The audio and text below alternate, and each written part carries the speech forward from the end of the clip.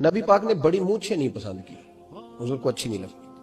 ایک بات پوچھتا ہوں آپ سے، یہ درد دل ہے میرا اور صرف سمجھانے کے لیے عرض کر رہا ہوں، کوئی تنقید نہیں، اللہ تعالیٰ مجھے نیت کا وضو عطا کرے۔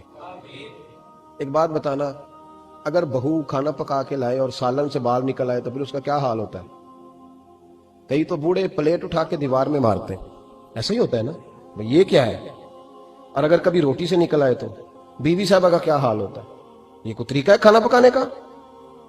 اور اللہ تعالیٰ معاف کرے، اگر کبھی ہوٹل میں چلے جائیں امیر لوگ 15,000 کا ڈنر کرنے، تو وہاں کسی سالن کی پلیٹ سے بال نکل آئے تو پھر تو پیسے کیا دینے ہیں، پھر تو ان کو اور جرمانہ ہو جاتا ہے۔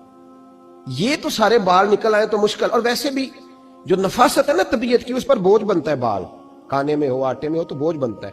تو بڑی مونچھوں والا دوست بھائی بزرگ جب پانی پیے گا تو بال پانی میں جائیں گے کہ نہیں جائیں گے؟ حکیم اور ڈاکٹر کہتے ہیں کہ کینسر کے مرض کا خطرہ ہے، اور ایک مقام پہ رسول پاک علیہ السلام نے یہاں تک فرمایا کہ جو مونچھیں پست نہیں کرتا وہ ہم میں سے ہے ہی نہیں۔ ایک شخص نبی پاک کے سامنے آیا، قاضی عبد الدائم دائم صاحب نے لکھا ہے، بڑی خوبصورت بات لکھی ہے، کہنے لگے حضور کے سامنے وہ اکثر آیا کرتا تھا تو مونچھیں بڑی تھی، حالانکہ داڑھی بھی بڑی تھی، مونچھیں بھی بڑی تھی۔ 2-4 دفعہ حضور نے باتوں باتوں میں تعت اللفظ سمجھایا، کچھ بندے نہیں سمجھتے، تعت اللفظ سمجھاؤ یا بڑا کھول کھول کے سمجھاؤ پر بات سمجھنے کو تیار نہیں ہوتے۔ پتہ نہیں کیا ایسا حسن ہے بھئی، جو حسن نبی پاک نے پسند نہیں کیا وہ کبھی حسن ہو سکتا ہے؟ کبھی خوبصورتی ہو سکتی ہے؟ وہ کسی کا ذاتی کلچر تو ہو سکتا ہے پر دین کی تہذیب نہیں۔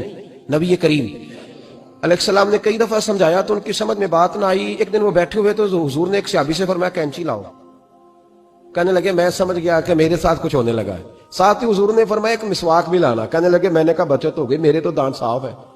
تو یہ شاید اس کی بات ہونے لگی ہے جس کے دانت بھی ٹھیک نہیں۔ دونوں چیزیں جب آ گئی نا تو حضور اٹھے اور نبی پاک نے مسواک ان کے ہونٹوں پہ رکھی، اسی سے آبی ہونٹوں کے اوپر مسواک رکھ کے تو اوپر سے حضور نے مونچھیں کاٹ دی، فرمایا یہ نہ ایسا کرو، یہ چیز مجھے پسند نہیں ہے۔